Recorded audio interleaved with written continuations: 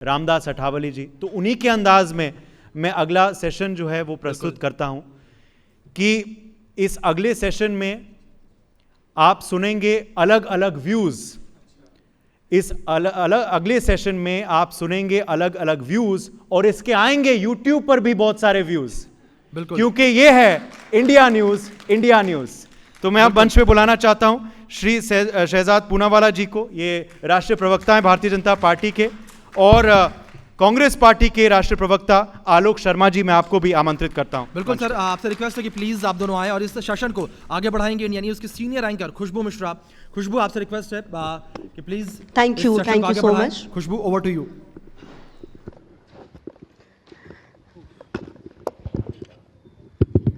सबसे पहले मैं चाहती हूं एक बार आप सभी जोरदार तालियों से इस सेशन की शुरुआत करें।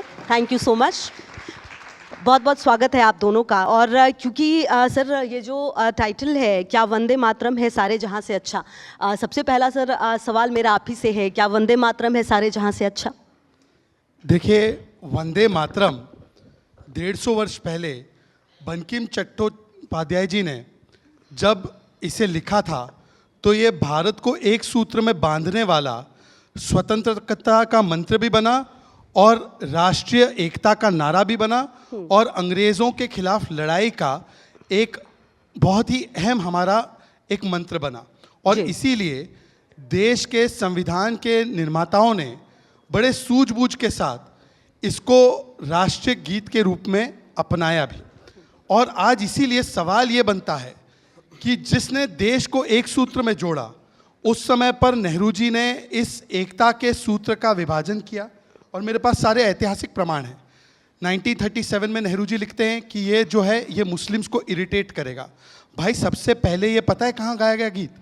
1896 में जब कांग्रेस का मुस्लिम अध्यक्ष था, तब रहमतुल्लाह सायानी की अध्यक्षता में पूरा वंदे मातरम गाया गया। तो उनको तो हिंदू मुस्लिम नहीं लगा। अशफाकुल्लाह खान ने जब इसे फांसी पर झूमते हुए कहा वंदे मातरम, तो उनको तो हिंदू मुस्लिम नहीं लगा। बदरुद्दीन तैयब जी को नहीं लगा। पर नेहरू जी ने इसका तब विभाजन किया। 10 वर्ष बाद जो है 1947 में भारत का विभाजन हुआ और नेहरू जी ने तो ये भी कह दिया कि ये नेशनल सॉन्ग बनने के लायक नहीं है। और आज ये इसलिए रेलेवेंट है क्योंकि आज ही की बात करते हैं, क्योंकि आप बोलेंगे कहाँ 150 वर्ष पहले चले गए आप। आज की तारीख में 2 बयान कांग्रेस की तरफ से आए हैं। देश के चिन्हों का जो नकारने का काम होता है, पृथ्वीराज चौहान जी ने, जो पूर्व मुख्यमंत्री है, उन्होंने कहा है कि भारत की सेना का कोई उपयोग नहीं है, ये भारत की सेना को डिसबैंड कर देना चाहिए। और ऑपरेशन सिंदूर में हम लोग आधे घंटे में हार गए।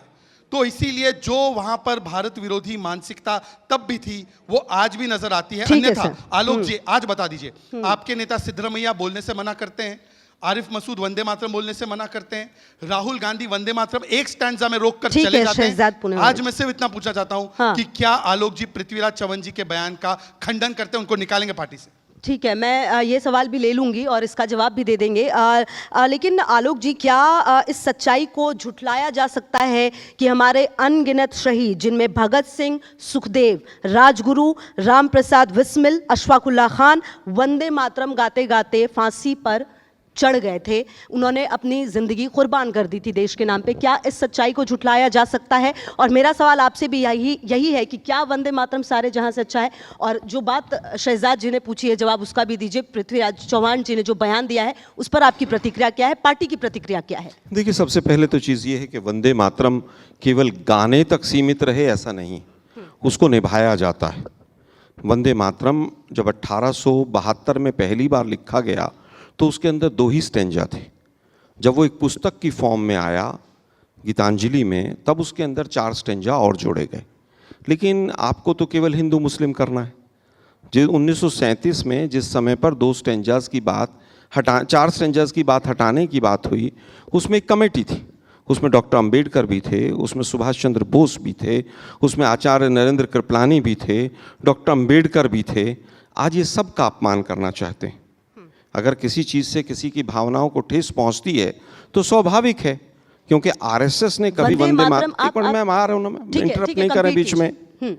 वंदे मातरम कभी आरएसएस ने नहीं गाया। आरएसएस जो वंदे मातरम गाते थे, उनकी मुखबरी करके उनकी लिस्ट बीजेपी को पकड़ाती थी।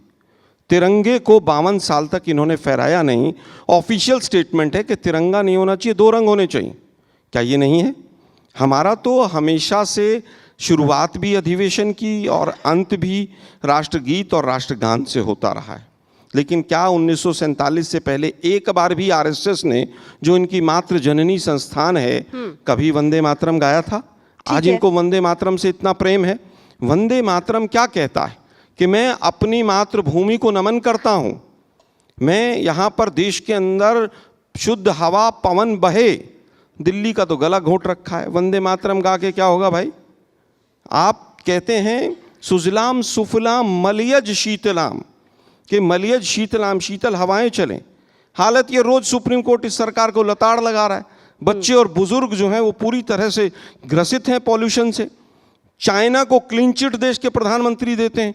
मैं मातृभूमि को सलाम करता हूं, ट्रंप के आगे सरेंडर कर देता हूं, लेकिन वंदे मातरम गाना चाहिए। कुल मिलाकर अरे भाई एक बात बताइए, आप केवल वंदे मातरम, मैं कह रहा हूं गाने की चीज नहीं, निभाने की चीज ठीक है, तो कुल मिलाकर एक मिनट मैम, भारत माता क्या है? क्या माताएं जो बच्चियां बैठी हैं ये भारत माता नहीं है? मोदी जी एनसीआरबी के आंकड़े पकड़ने, रेप के केस कितने बढ़ गए? ठीक है, किसानों आत्महत्या दर बढ़ती चली जा रही है, युवाओं को रोजगार नहीं है।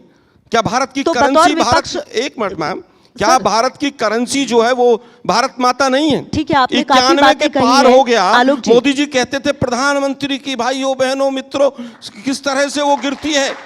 आज 107 रुपए पे स्टर्लिंग पौंड हो गया, पर वंदे मातरम कांग्रेस ने उस टाइम पे ऐसा किया था। अरे भाई 11 साल हो गए सत्ता में, कुछ अपनी भी जिम्मेदारी ले लो। सारी जिम्मेदारी पंडित नेहरू पे छोड़ोगे क्या? ठीक है, काफ़ी बातें आपने कही हैं और जवाब मैं यहीं पे बैठे हुए शहजाद जी उनसे भी लूंगी। लेकिन मेरा सवाल यह है, जब इतनी सारी दिक्कतें हैं, आपने मेरे को जवाब ये नहीं दिया जो पृथ्वीराज चौहान ने जो बयान दिया उस पर। ठीक, लेकिन जल्दी दीजिएगा क्योंकि मुझे और भी कई सवाल करने हैं आपसे। पृथ्वीराज चौहान जी की वक्तव्य से कि सेना हारी, मैं बिल्कुल असहमत हूं। भारत की सेना शौर्य का प्रतीक है। कौन हारा? सही गलत कौन हारा? हारी देश की बोगस सरकार। हारा कौन? देश का कमजोर प्रधानमंत्री।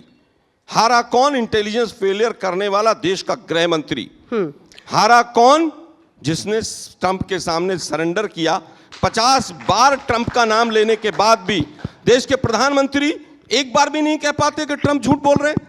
हो सकता है ट्रंप के पास मोदी जी की रिकॉर्डिंग होगी बातचीत की, जैसे ही मोदी जी बोलेंगे ट्रंप रिलीज कर देगा। ठीक है आलोक जी, काफी बातें आपने, ठीक है, मिले। फिर भी आपने ये जवाब नहीं दिया कि उनको ये बोलना चाहिए या नहीं बोलना चाहिए। आपने इस बात में आपने नहीं बोलना चाहिए। हाँ ठीक है, कैटेगरिकली बुलवाना तो बताइए। ठीक है, ठीक है। ऐसा है कि आपका ताली बजाना हो गया हो तो इकोनॉमी इज डेड जब ट्रंप ने बोला तो राहुल गांधी की कौन सी रिकॉर्डिंग थी ट्रंप के पास कि पहला स्टेटमेंट एंडोर्स किया तो राहुल गांधी ने किया ट्रंप का स्टेटमेंट की इकोनॉमी डेड है? ट्रंप का स्टेटमेंट है। अब आलोक जी मैंने आपके बीच में नहीं बोला, आलोक जी मैंने आपके बीच में नहीं बोला, ये तरीका ठीक नहीं है। ठीक है, ठीक है। दूसरी बात, पृथ्वीराज चौहान ने जो बोला है कि उन्होंने बोला है सरकार यूजलेस नहीं है, उन्होंने ये नहीं बोला है कि मोदी सरकार पे मेरा सवाल है। उन्होंने बोला भारत की सेना की आवश्यकता क्या है, 12 लाख सैनिकों को किसी और काम पर लगा दीजिए। और केवल पृथ्वीराज चौहान ने नहीं, ये बयान खुद राहुल गांधी ने दिया है। राहुल गांधी ने तो बोला कि भारत की सेना की पिटाई हुई तो सुप्रीम कोर्ट ने बोला कि कोई भी इंडियन इस प्रकार का बयान नहीं देता। ये तो सुप्रीम कोर्ट ने राहुल गांधी पर बोला। क्या कार्रवाई की राहुल गांधी पर? कुछ जवाब नहीं है। और अगर आप इत्तेफाक सुन लीजिए ना आलोक जी, अगर इत्तेफाक नहीं रखते तो केवल खंडन आकर क्यों करते? पृथ्वीराज चौहान को निकालिए। इससे पहले जब ऑपरेशन महादेव में आतंकियों को मारा गया तो इसी पृथ्वीराज चौहान ने बोला कि ऑपरेशन महादेव का नाम सांप्रदायिक है, इस प्रकार के नाम नहीं होने चाहिए ऑपरेशन के। ये पृथ्वीराज चौहान पहली बार थोड़ी कह रहे हैं। और सड़क का गुंडा सेना के प्रमुख को किसने बोला? कारगिल विजय दिवस 5 वर्ष किसने नहीं मनाया? सर्जिकल स्ट्राइक को खून की दलाली किसने बोला? 10 सेकंड। बालाकोट एयर स्ट्राइक में चील कौवे मरे किसने बोला? अरे ये वो लोग हैं। ऑपरेशन सिंदूर का तो प्रमाण दिया कि 9 आतंकी कैंप और 11 मिलिट्री बेस तबाह किए। 26/11 के बाद जो मोस्ट फेवर्ड नेशन स्टेटस देने वाले लोग हैं आज सेना के शौर्य पर सवाल करेंगे। दूसरी बात, मैं उत्तर छोटा सा दे देता हूं, पूरी बात हो जाएगी। दूसरी बात, उन्होंने कहा कि गाना नहीं निभाना चाहिए। बहुत अच्छी बात है, कम से कम आप गा कर तो दिखाइए।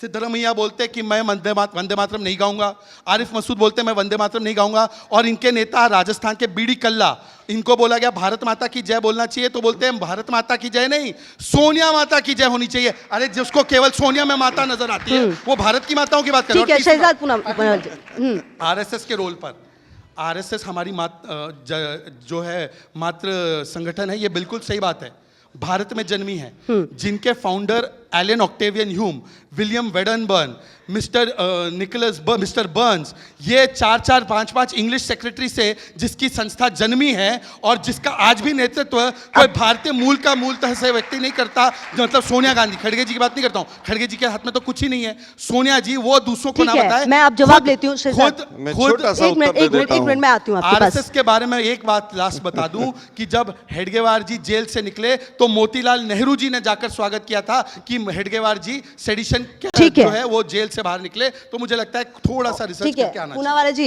एक बात मैं उनसे छोटा सा उत्तर दे मैं दूं? आती हूँ आलोक जी, एक सेकंड। जो बातें आपने कही हैं कहीं ना कहीं आरएसएस को लेकर क्या आप लोगों की सोच इस चुनाव, लोकसभा चुनाव के बाद बिल्कुल बदल गई है? मतलब अब आप लोग खुलकर साथ आते हैं, क्योंकि हर प्रोग्राम में, क्योंकि प्रधानमंत्री मोदी ही जब लाल किले की प्राचीर से तारीफ करते हैं तो फिर कहीं कुछ शक बच नहीं जाता। एक तो हमारे जो प्रधानमंत्री है वो स्वयं आरएसएस के ही प्रचारक है।